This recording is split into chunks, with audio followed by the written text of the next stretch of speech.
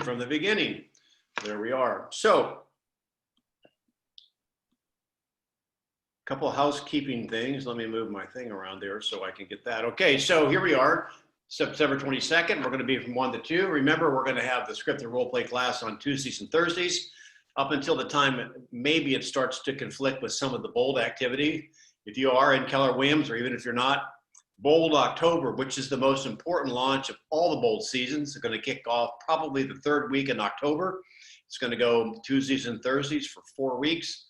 And when we did we had almost 40,000 plus people on the Bold May class. And sales, contracts written were up 9%, listings were up 14%. So I'm a big believer in that because it's a big mindset issue. So anyway, there will be a class next Thursday. This is every Tuesday. Yes, it will be next Thursday. You'll get an email invite your friends. Also, if you haven't already, make sure you go to Denny Grimes Mastermind and like that, and my YouTube channel, Denny Delivers. Actually join the mastermind group. There's a lot of free stuff, a lot of recordings there. And then subscribe to my YouTube channel at Denny Delivers as the YouTube. Now, here this past week, if you were with Keller Williams, you might have gone to Mega Camp. Mega Camp had Gary's presentation. If you weren't there or you're not with Keller Williams, you wouldn't have seen these slides. I'm not going to go into a lot of detail about these slides. However, I want to preface our script and role play with some things that may be going on in the market and ask you, and let's role play around it, because you know what? Buyers and sellers are watching the news, and there's more than one story out there, as you know. So let's talk about a little bit of some of the points here that I found kind of interesting. Excuse me. Now, Gary and his research team, Gary Keller, has put together this information. If you look really small, you can see the source in the bottom. And now they're comparing basically the median sales price as you go through 2020, and you go by month, and you're seeing about a 6.4% change. And that's not. Here's my 2 cents on that. Having lived through the bubble of 2006 and 7 or 8, depending on where you were, I watched numbers like this very closely, because as you start to see prices accelerate too fast, that's going to be bad news for the marketplace. Excuse me again, I'm sorry. Here you can see that basically the increase in sales price is probably, and it's been upward moving, which is great for sellers. However, it's not been a racetrack, which is great news for buyers. The interesting thing here, and I've never seen this really done before, he might have done it before, I really look at one's buying power. You know, as the interest rates are going down, of course, if buyers, buying power goes up, and there's been a big surge in demand on houses, low inventory, it's driving prices up. So the buyer may be net neutral if the interest rates didn't drop. So the good news I want you to kind of make a note of when you work with buyers that might be a little bit freaked out on the market is that a lot of the upward moving pressure has been mitigated by the lower interest rates.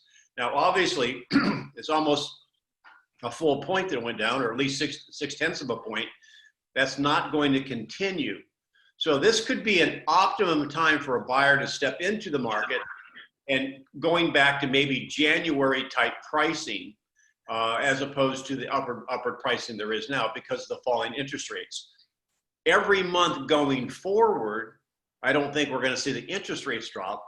However, prices will probably go up. Therefore, buying power for buyers is going to go down.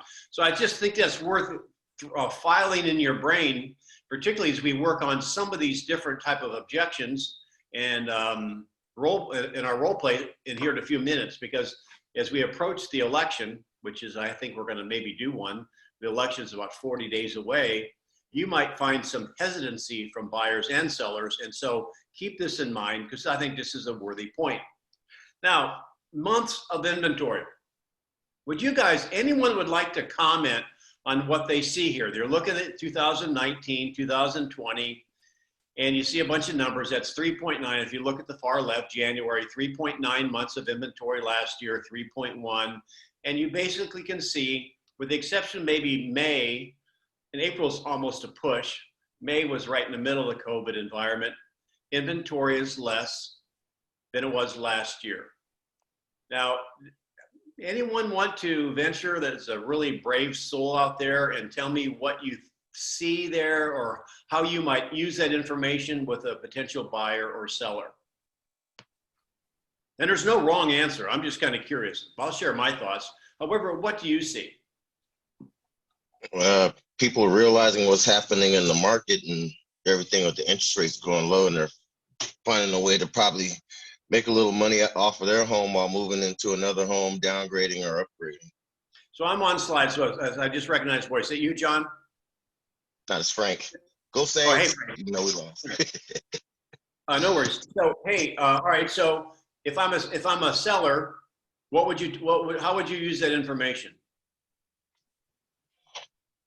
Like, according to the going to the months of supply of inventory that we have, I mean, with mortgage rates going down and everything, and the price of houses, average price of houses going up, I mean, it would be an opportune time for you to probably make a little bit of money off of your house. And if your kids are going off to school around this time, then you could probably downgrade a little bit and have a little extra money in your pocket. What happened to you guys last night? Didn't get to watch the game, man. I was sitting here trying to tighten up on this industry and stuff. I was doing a little bit of I was actually watching what was it? Earl Nightingale videos. You didn't miss nothing, Frank. You didn't miss anything. We had bad calls. They weren't up for it. Oh, wow. Okay, didn't need to poke the sleeping bear there. All right, so here's the thing. Let's just stop sharing there for a moment, and let's talk about this just a little bit. And now, imagine a seller. You've got a listing right now. Does anyone on the call right now have a seller that's on the market and not selling? And so you can just chat if you want to, or you can just pop in and say yes or whatever. Because here's the deal. If I'm a seller and I look at that information, this is a great conversation to have. I'm going to say, Frank, what's the deal, man? I mean, inventory is going down. I know our house has been on the market 30 days. We've had, maybe a couple of showings. You've not had any open houses yet. And it seems like the market's getting better based on the facts that you just shared with me. I think I should just hold tight. Does anyone, I know, Frank, I'm talking to you. Would anyone want to have that role played? Anyone want to take a crack at that? I've got some real pros on here. I've got to have Mark's probably here somewhere hiding. Maybe some other people. Anyone want to take a crack at that?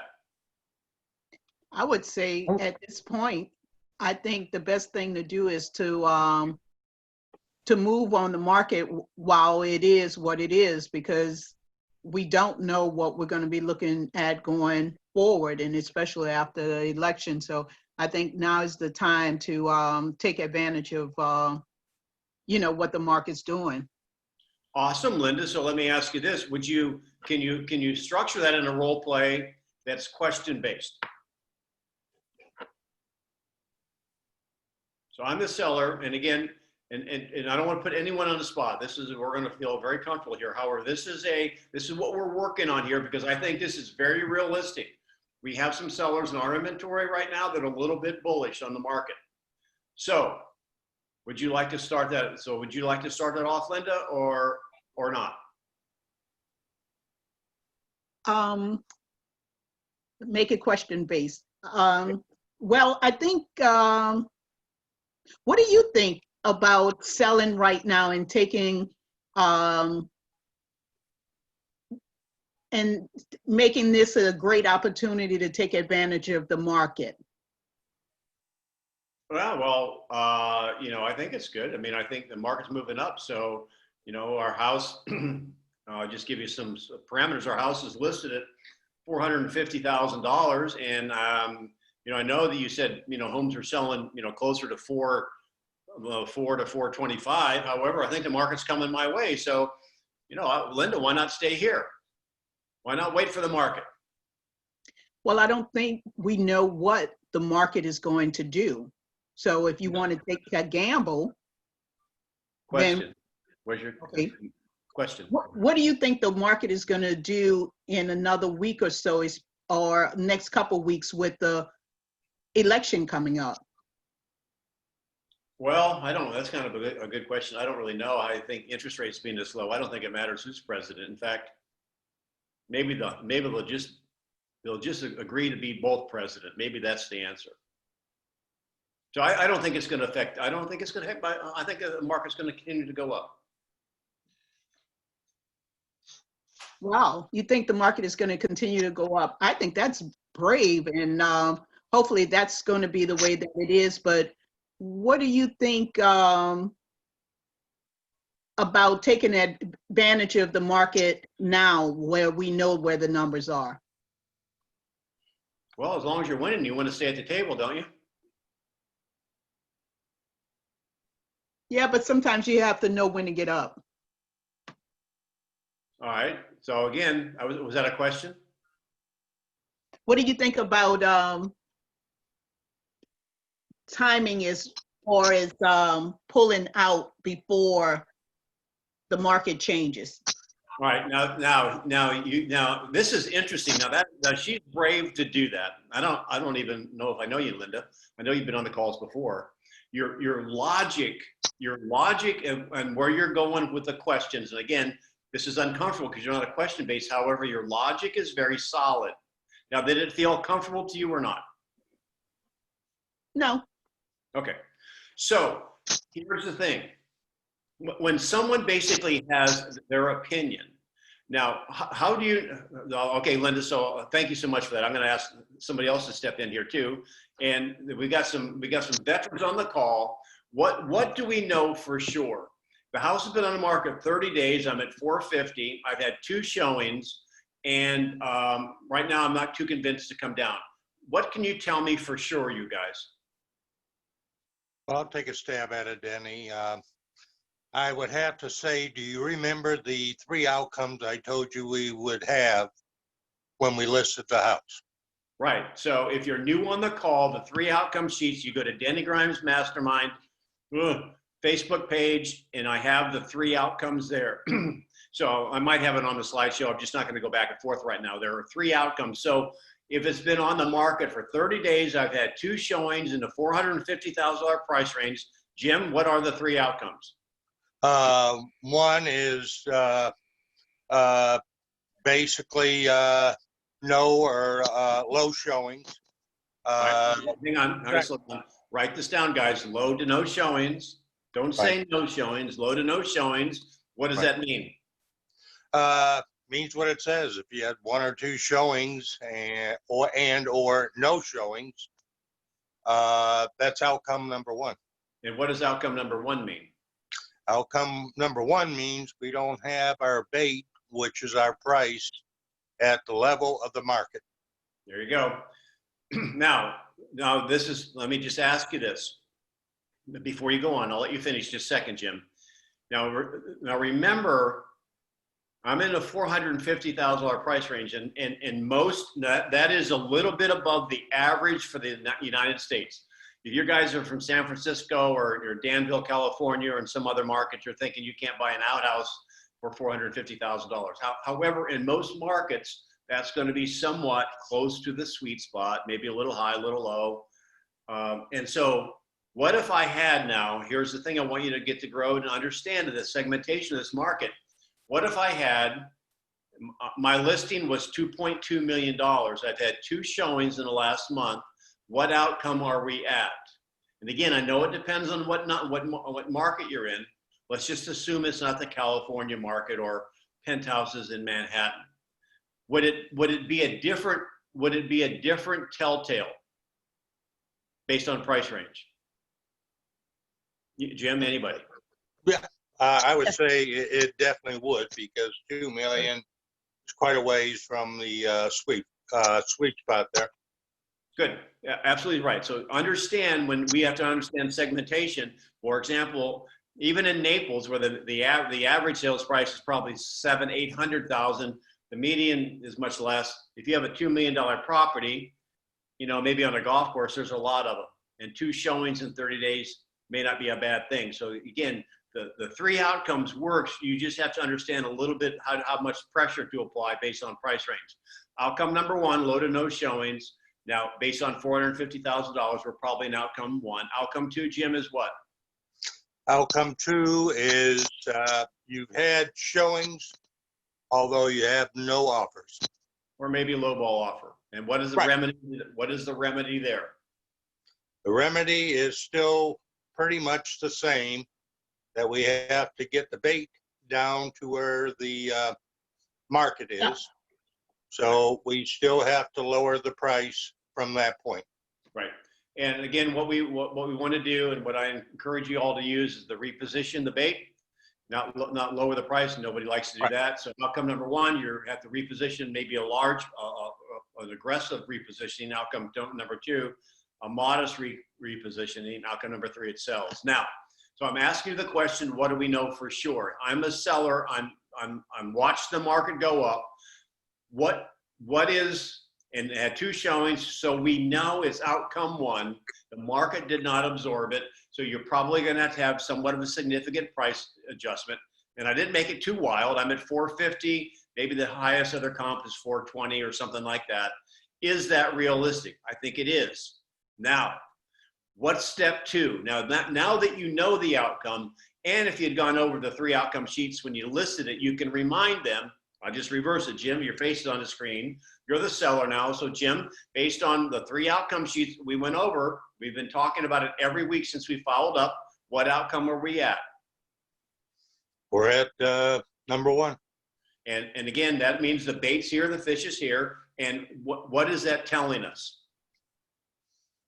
That says that we are not positioned at market, at the market.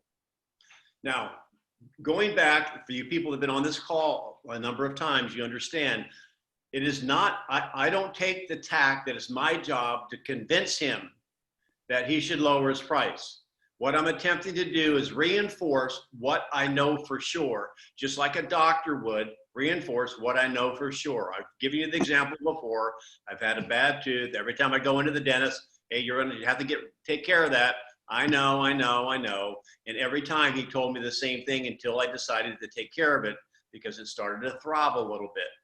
So again, if you have this is my point. I'm reminding him of what I know for sure. Now, name something, you guys, that I don't know for sure. What don't I know for sure, you guys? The direction of the market. Well, I know what it was. I mean, I know it could be like the Saints game. They were 17-3 or something like that. It was looking good in the first quarter. However, the game changed. The market can change in the third quarter, right? I'm sorry, Frank. Right. No, you good. I'm still bitter about last week. What don't I know? What don't we know for sure? We don't know what tomorrow will bring, right? The market's moving up. We don't know what tomorrow will be. Now we've just, if you're lucky enough to have a seller that basically understands, yeah, I understand, we're aggressive. However, the market's moving my way. What's your tack next? And there could be more than one. Who wants to pipe up? Come on. What should be on your mind right now? I'm thinking a couple different things. So how fast are you looking to get rid of the sell your house?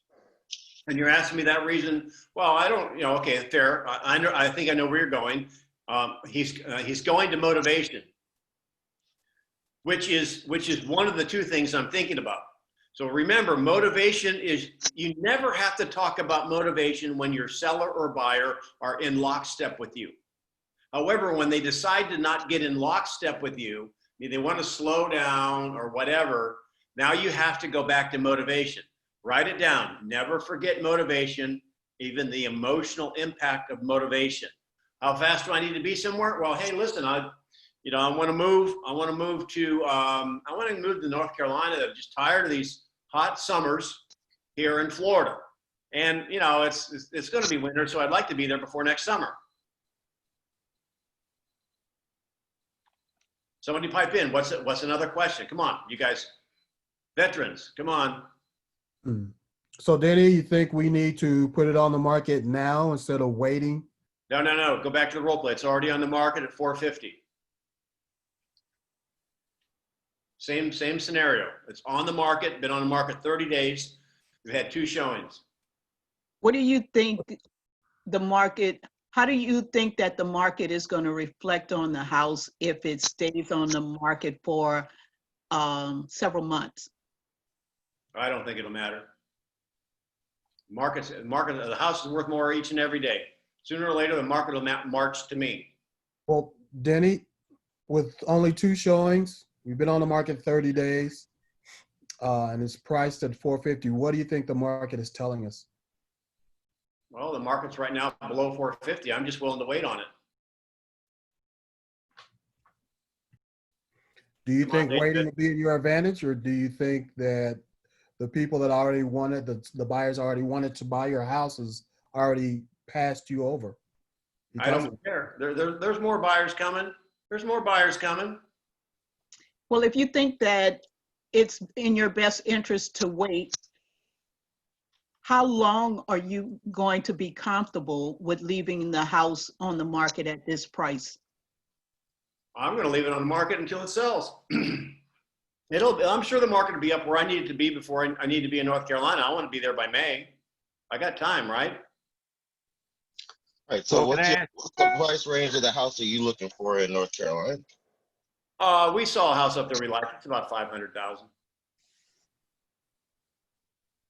Do you think that same house will be 500,000 in May? Now, finally. Ding, ding, ding. Yeah. So here's the thing. Here's what he did. You got it. You didn't drill much in motivation. You could have drilled more in motivation. So why do you want to be up there? I understand it's cool. Why else do you want to be there? What's that going to do for you? Well, I've got family there. I want to add on to my cabin, and I want to hunt or whatever it happens to be. Well, how do you feel when you're in the woods? You got to get into that a little bit, remind them of that, because you always got to go back to that. Now, the strategic thing that he just did was he's starting to probe in pain. And here's the aha. Quit beating on the drum to get him to lower the price. Because right now, and I'm being realistic as a seller, there's sellers out there, and right now the evidence is pointing to them, it's okay to wait, right? However, there's a downside. Write this down, you guys, unless you're like, in a speedboat, a slalom board or something. Here's what I want you to write down. There's a downside to every decision a buyer or seller makes. There is a downside, and you've got to leverage that. One of the downsides is, okay, and Frank, you were heading up that path. Well, what's going on with house values where I'm moving? So Frank and Linda, you did great. So I'm gonna tag team some of you other guys over here. Let's see. I'll give you an A+. Nice job. Transition into pain. What level of questioning would you now go down as me as a seller who's being stubborn? There's a couple different pain points. One is, Frank hit it. I'm surprised that he hit it because he's still in mourning. Saints losing last night. Is that I'm sitting still, waiting on the market to come to me, and where I'm going, the houses are getting more expensive. All right. So you dig on that. Somebody else dig on that. Or what's another pain point?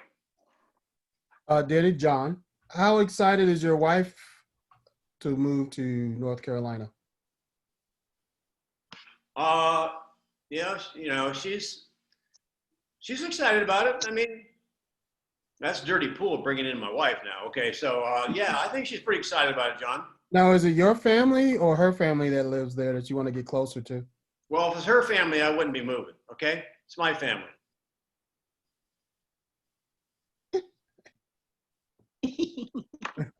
Sorry. All right. Cool. All right. So wouldn't you want to get to your family sooner rather than later? I'm a D. No. I totally understand that. I get that with my family too. I get it. Although it's a great question. Somebody get to the heart of it. Let me ask you this, Denny. If homes in your price range are selling in 2 weeks on average and you're on the market for 4 weeks now or 6 weeks now, how do you think the buyers coming into the market are going to compare your home to those homes that just hit the market? Great question. And we kind of had that. I don't know if you popped on later, didn't hear it. I don't really care. You know, there's inventory. You've told me how much the inventory is down. You've shown me that the months of inventory is decreasing. There's upward pressure on price. Sooner or later, I'll get it. What happens if you don't get it? Now, that is an awesome question. There's the second pain point. Your name didn't come up. Who are It's you? Heather. Heather, okay. That's always, see, here's the thing, you guys. Every decision, you wrote this down, every decision a buyer or seller makes, there's going to be a downside. and rather than providing all kinds of different ways of convincing them that, you know, that he should, that I should lower my price, she put her finger on it. Well, what if it doesn't? What do you mean, what if it doesn't? I mean, the market's going nuts. Absolutely true. However, not every house on the market is selling. What happens if you have the misfortune of being the ones whose home doesn't sell? Well, why would my house sell, Heather? You know, we can't guarantee the future. We're seeing evidence that we're not in alignment with what the market is telling us that we should be priced at. What if the market passes you by? Okay, now I'm in curiosity now because I don't know. I mean, how, because I'm taking her literally. What do you mean if the market passes me by? How could it pass me by? So in my mind, in a seller's mind, I'm guessing a seller's mind, if I'm here, the market's coming up to me. Why would it pass me by? When the market comes up to my range, won't my home sell? Well, there's no guarantee of that. You know, yes, there is. Am I being too difficult? Some sellers have this exact stance. So, I mean, I this know. is a great question. So, all right, so you're on the right. You're on the right path. I think you got me to pain. Here's my point on that, Heather. And again, you might have had a different metaphor. I don't know that the market, the efficiency theory of the market, it would be irrational for the market to finally come up to $450,000 and it not absorb me, regardless of days on the market. So, however, maybe a better twist might be, Heather, and again, there's more than one way to play a chess match, is what if the market stops moving up before it gets to you? Because you asked the exact question you should ask, what if your theory does not work? Buyers, hey, look, I'm going to wait for the market to slow down so I can get things cheaper. I understand. That's awesome. What if the market continues to go up? How will you feel a year from now when things are basically 10% more? And what if you wait 5 years and it never goes down? You see, you always have got to, number one, if you have a seller, you're going to go to the three things. I'm a seller. I acknowledge I'm asking more than the market. The market's moving in my direction. Then you go to motivation. When did you want to be there? I think it was Frank or John, and I'm confused now, who asked me that question. Awesome. The next is get them to pain. What if the market, okay, so just ask, Heather, stay on that line of thought. What if the market stops before it gets to you? Are you there still? Yeah, I'm here. Okay. Well, why would it stop? I mean, everything's moving up. Why would it stop? I'm only $25,000 up higher than the last sale. I mean, I think maybe in a month it'll be up here. You know, it very well could be, or it couldn't. The market does tend to go in cycles, and we never know when that cycle is going to change. So there's no guarantee either way. Y'all get that? See, here's the thing. Don't quit selling on that stuff. And I used an analogy, David, David, you can pipe in here if you want to, because I gave him an analogy that reminds me of this, and he taught me a lesson because his seller didn't gamble. So Heather, I'm just going to reverse it. You're the seller now, and I'm the agent. And I said, well, Heather, if you were in Las Vegas and you were playing, roulette, let's say, and every time you were spinning, you won, and you watched your chips mounting and mounting and mounting, and you kept placing the bets and placing the bet. At what point in time would you walk away from the table saying, enough's enough? I know if I spin one time too many, I'm going to lose. When would you walk away, Heather? That's a good question. I mean, you want to try to win as much as you can. I guess when I felt like I was kind of at the end of my luck. Okay, and what if you felt like that you still had the luck working for you, and then basically it landed on 00 and you lost your gains? How would you feel? Oh, that would be terrible. Then what if you had a little genie in a bottle, like I dream a genie, and you get one wish, and then would you wish you could go back and cash in before the final spin? Sure. Well, here's the reality, and we don't have a genie. However, you do have the opportunity now to cash out. And every week you wait, you're spinning the wheel, and your odds of losing are increasing. Do you want to cash in one spin too soon or one spin too late?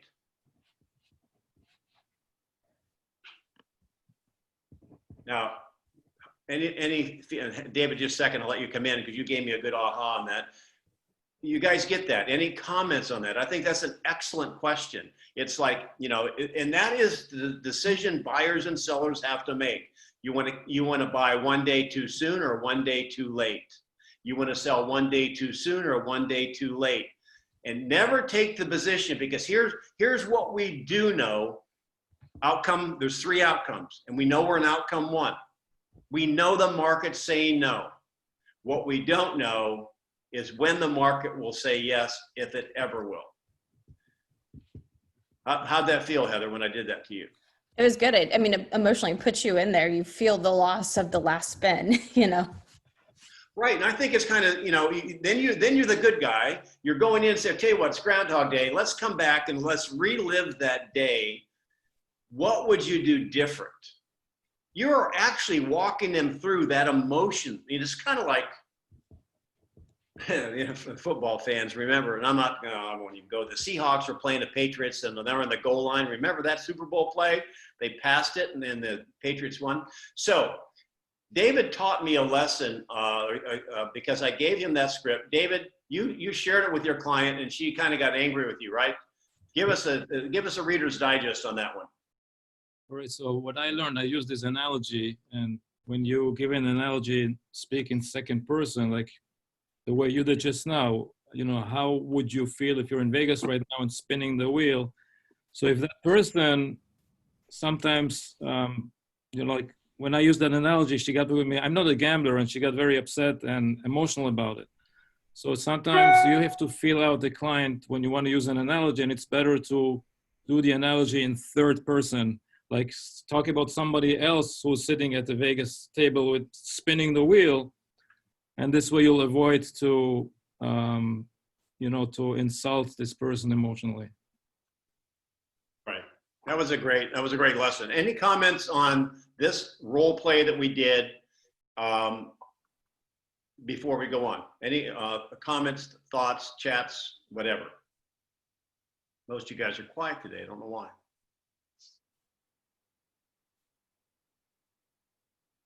All righty. Okay. Question, Denny. Yeah.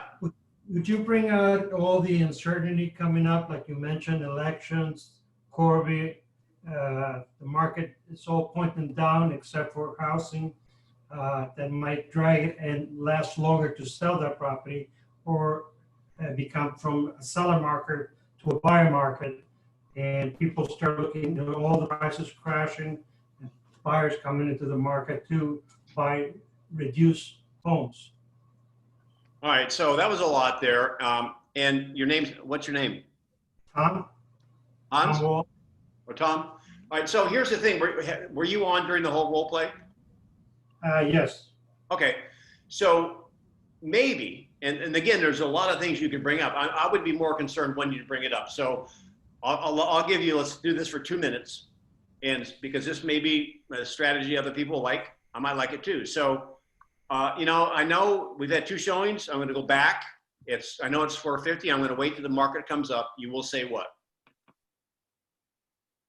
I'm sorry, someone was knocking on the door. I'm sorry? I didn't hear that. Okay, I'm the seller. I'm saying, look, I'm at 450. I know we've had 2 showings in the last month. We're probably too aggressive. I'm going to wait for the market to come up to me. Well, we don't know what's going to happen in the next 2 weeks. In the next 6 weeks, we have elections. The market might change, and to a disadvantage, and the prices you might have more homes at the market, and you know, the best time to sell is within the first month of your listing. Right. You So, want to price it right. yes. So here's the thing, and again, what we work on, and just my style was that a question or a statement? A statement more. Right. So we would get into questions. So, and the other thing, you guys, and I totally respect what you're saying. I'm probably the only guy on the planet that thinks this. I don't necessarily believe the time activity curve. I'm not a big fan of. I mean, meaning you get the most activity in the early when you first list it, then it weans. I believe in a modified version of that, meaning because of the internet, when you lower your price, your clock starts over with an asterisk. Okay, so the thing that I would have you work on is how would you convey that message? The message was solid. How would you do with questions? So I appreciate that. So let me go back to the slideshow a little bit and give you a couple more things. And I've got something else I'd like to be able to tackle. Is this? Here's the thing, you guys. I loved what Gary said during MegaCamp when they talked about interest rates. Gary, you know, he gets his attitude like, he says, I'm tired of talking about them. I'm thinking, Gary, I have the same feeling. Now, that doesn't mean you don't bring them up. However, they've been low for so long, it's like, so what? I feel the same way about the months of inventory here. I just want to give you my 2 cents worth. I want you to see the forest for the trees. Yes, it's showing a downward pressure on inventory, 3.1 months of inventory. However, what it doesn't do, it doesn't segment it for you. Write down, never forget segmentation. 3.1 months of inventory on the far right graph. That means there's 3.1 months of nothing came on the market. Every home would be sold in 3.1 months. However, if you do an inventory graph, which we've done before, I call it a buyer market index, you're going to find that certain price ranges, probably most likely upper end or ultra upper end, have excess inventory. Those segments behave differently. Now, the market does not understand that. Buyers and maybe sellers don't necessarily understand that. I want to make sure you do, because if I were to ask you what's the inventory level in your marketplace, and you said 3.1, I get it. However, I just want you to know that that number is meaningless. Take whatever you do and you break it down by submarkets, generally by price range. We've talked about that before. If you want to talk about it again, like on a Thursday call or whatever, just kind of email me at what was my email? Coach, Coach Denny Grimes at Gmail, I think is what I'm using. Anyway, here's a cool slide. I'm not going to spend a lot of time looking at it though. However, I do want to point out one thing. Here's a lot of major markets and showing sales price inventory levels. At a glance, and I'm not a bean counter, although I do a lot of studying on the market. Here's a quick glance at this. Number one, I just look at inventory. They're all negative. There's no pluses and minuses, okay? Some are double digit, most are double digit. However, if you don't see your city there, this is a great graph to use in your presentation for buyers or sellers. I would say of the cities represented there, which city might be a feeder market for you? Now, for example, I'm in Florida, so generally we're East Coast. We don't get a lot of California people here. You know, we get a lot of like Mississippi to the east. So I'd be looking at Atlanta, Minneapolis, big market. I mean, the Twins play here in the spring training. Chicago, Boston, Philadelphia. So I would be watching markets that are our feeder markets. So that's my blink on these charts. I mean, you can go blind looking at numbers. I just kind of look at them quickly, and I'm giving you a couple spots you can focus on. So next, there's a lot of narrative here, and I'm not going to go into detail here. I might do it a little bit more on another call. However, here's what I want to do next for the remainder of the time is Gary says, and I didn't have all the slides here, he talks about a K-shaped recovery, meaning there's segments of the economy that are doing better than others. If you happen to own a restaurant or a bar or hair salon or a gym or, you know, that type of thing, or if you're a waiter, waitress, bartender, you know, you're in some areas, your income's not so good. Unemployment's really high. And again, they're not going to be the luxury home buyer. That's going to be the more entry level, maybe more sweet spot market. A lot of the segments of the real estate market are doing well, particularly in the sweet spot, and are driven by the slice of the economy that's doing well. Makes sense. So, however, there's some theories out there that there's going to be some changing in the market. And they're talking about negative impacts, this, that, and the other. I'm not going to go through all these slides right now. And you talk about forbearance, and you see the number of loan delinquencies going up. This presents the storm cloud or a question mark on the horizon. So what I want to do is this. I'm going to, okay, so I've got you guys back. I am going to, I shouldn't have done that. 1 second, please. Here. There's conflicting information out there. So what I'd like to chat about right now is based on the information we just went over, and you know there's upward pressure, there's some signs of weakness on the horizon, there's defaults that are increasing, blah, blah, blah. What would you tell a potential seller, and what would you tell a potential buyer? So let me just get out of the screen for a second. Because the question I have to you guys, do you feel like are you conflicted? Can you in good conscience have a conversation with a seller saying now's the time to sell, even though the market's moving up, and have a conversation with a buyer, even though the market's moving up? Can you have that conversation? Is anyone conflicted about it? Yeah, like you said, Denny, this is John. Stats can be manipulated either way. So you might read it one way and your buyer or seller might read it another. How do you read it? Well, I read that inventory is low. And part of that, though, is just the drumbeat of the information we get as realtors. So let me ask you this question, guys. This is kind of getting to the core of our beliefs. Can it be a good time to buy and a good time to sell at the exact same time? Absolutely. Why? I guess it would depend on really their motivation or their need or use. I mean, obviously, I would think if they don't really need to sell or buy, they wouldn't be in the market. But you know, being that they're in the market, they have some reason or that they want to, you know, whether they want to, you know, acquire some property, or maybe they're looking to downgrade or upgrade. You know, there's plenty of reasons I would assume that they would want to be in a market that they're not speaking. Well, here's the thing, and what's interesting about that, what Frank just was talking about, is he hit the nail on the head. You know, because as we get, and we can role play this if you want to. You always have to go back to motivation. And here's the thing, people just don't do it for kicks and giggles. There's a reason.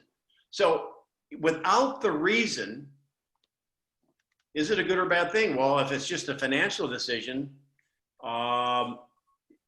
if you were working with a buyer right now that was buying for investment, and they were, you know, going to rent it out and they were going to flip it in a year, would you have them buy now? would you, if they wanted to go and buy something with that criteria, would you help them buy something now if they wanted to flip it inside of a year? Absolutely. Okay, anybody else? I would. Linda, Yeah. yep. I would. John, anybody else talking on this class? I would give them the option, knowing that where the market is and the price, of course, location and all that has to be good for throw the numbers in front of them. Okay, awesome. Give me one more. What have you heard from? All right, that's okay, Jim. What is it? ROI, All right, if the ROI is in their favor going forward, I would certainly talk that. all right. So Jim, let me just stay with you just for a second because you brought up ROI. So I'm the investor. So return on investment has to do with what we can sell it for, right? True. So this investment property here, this house you're showing me, I know it's like, you know, the guy's asking $425 for it. It's top market. It just came on the market. Will that be a good investment for me? Depends on when you want to sell it. I want to flip. I want to go in there and paint, add some carpet, take advantage of the upward moving market, and maybe make 10% on my cash, maybe 8%. Probably sell it in 6 months.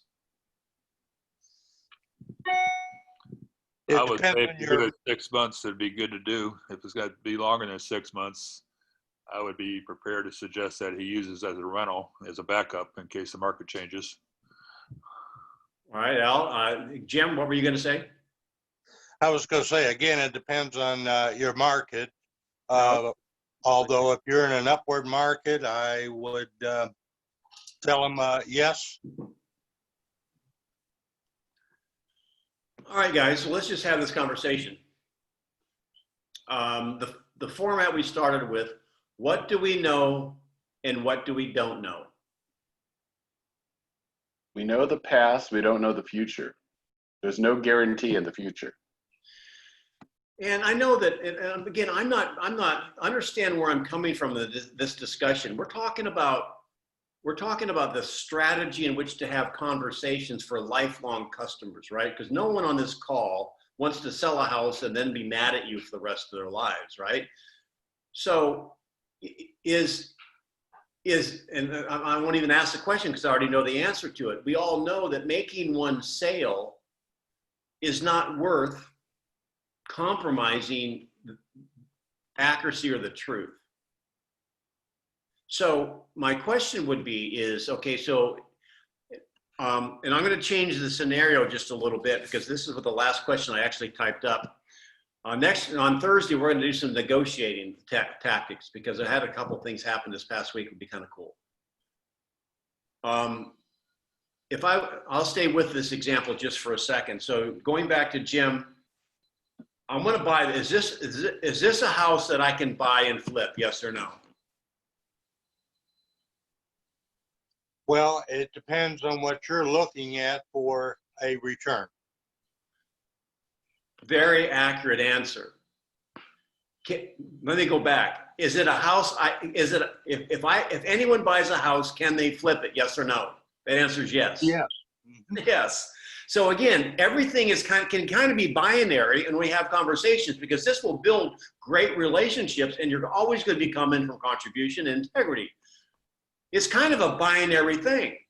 And now, Jim, you answered it perfectly. Yes, you can flip it. However, it depends on the return you want. Well, all right, now watch this. Jim, what would be realistic for me to get? And Al, I'm going to come to you next. What's realistic return for me to buy this, paint, throw some mulch, and maybe a Saint, what's the thing you bury in the yard? St. Joseph. I'll bury a St. Joseph in the yard to help me sell it. What would be a decent return on 6 months? Well, that depends on what you're looking to get. A decent return for you would be different for somebody else. Okay. Well, I'm asking you, what would you think my return would be? I can't predict the future. I know you can flip the house. I know you can make some money, although it's not worth our relationship, because I value our relationship, to tell you, you're definitely going to make 10%, and then you only end up getting 3%. So when you go back and did anybody listen to what he said? Would you stake your I don't like to say that. Can you guarantee everything you told me was accurate?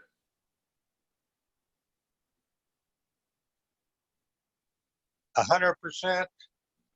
I can't even say that for what I just said. You may not Well, remember everything you said. Yeah. Did anybody pick up what he said that would be a problem? Did y'all pick up on it?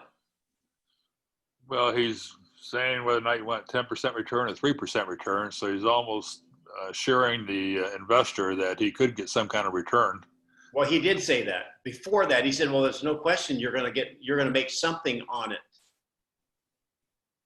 So here again, I want you to start in your mind thinking, what do we know for sure and what don't we know for sure? So now I'm going to give you the genie bottle, and Jim, I'll give you one more opportunity to answer that. Then Al, because you stepped in, I'll go to you next. So Jim, what would be a realistic return right now for me, and if I want to flip this by in 6 months? Realistic return in today's market for 6 months, based on stocks, everything else, I'd have to say if you got 4%, you'd be getting realistic. So do you think I should shoot for 4%? I would say shoot for more, but I'm not going to tell you you can get more, because I don't know what the future holds. Okay, nice.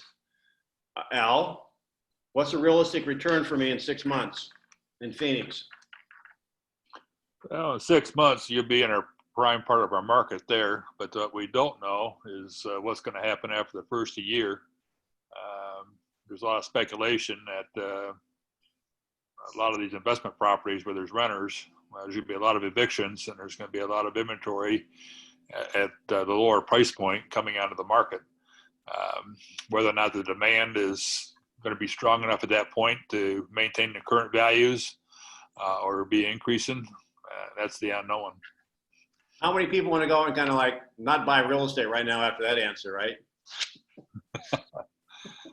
Now, here I'm only making fun because here's what I'm attempting to do, you guys. I don't want you guys to take sales out of the jaws, defeat out of the jaws of victory, or however that saying goes.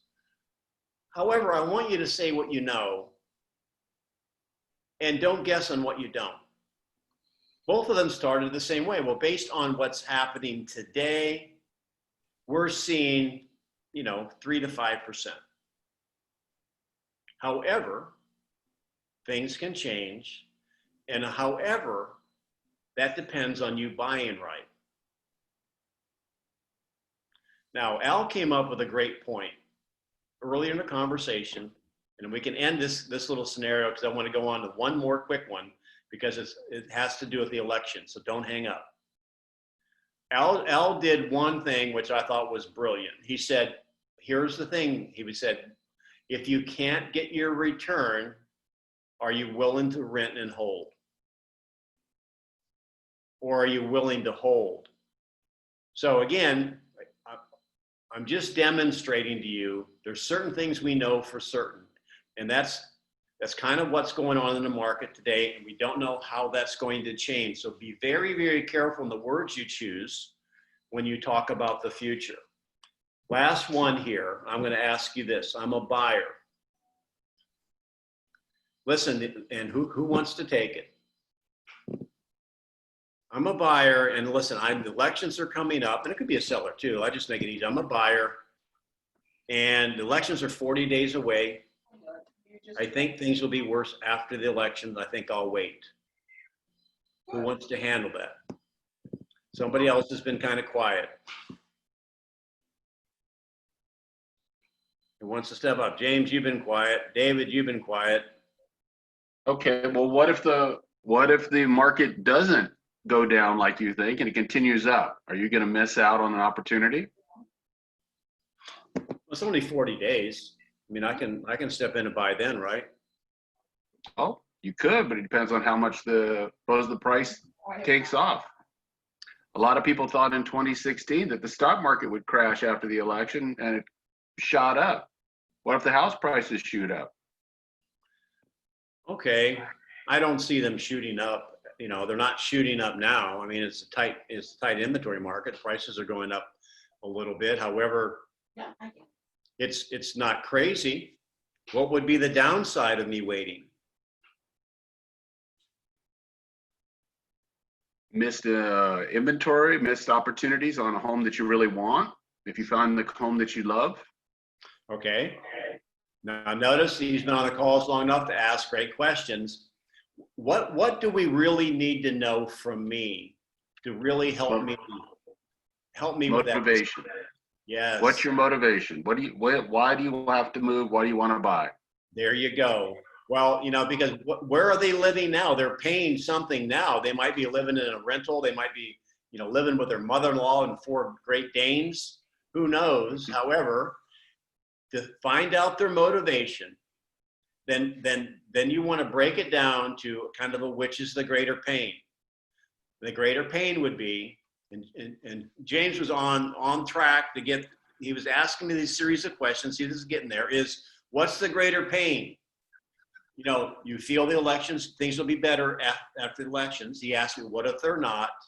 What's the greater pain? Paying more later or buying now and realizing you saved, I'm not asking it right. What's the greater pain? Waiting and being wrong or buying now and being wrong? Thanks for reaching out. Bye-bye. So does that make sense, you guys?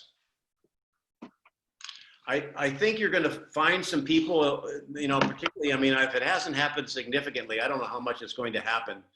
There is a crescendo coming up to this election, and it just got a lot more interesting with the Supreme Court issue. However, you might start to get that objection from a seller. And each of us probably, and it doesn't really matter what we each think because it's not what we know, each of us has a theory. If Trump wins this, if Biden wins is that, we don't know. We just know somebody will win. We don't know what the outcome will be. So you'll have to lay it out, understand a buyer's and seller's motivation, and there's a downside for them waiting. There's a downside from them acting. If we kind of point that out to them in a professional way, I think we always win. Does that make sense to you? Yes. Yeah.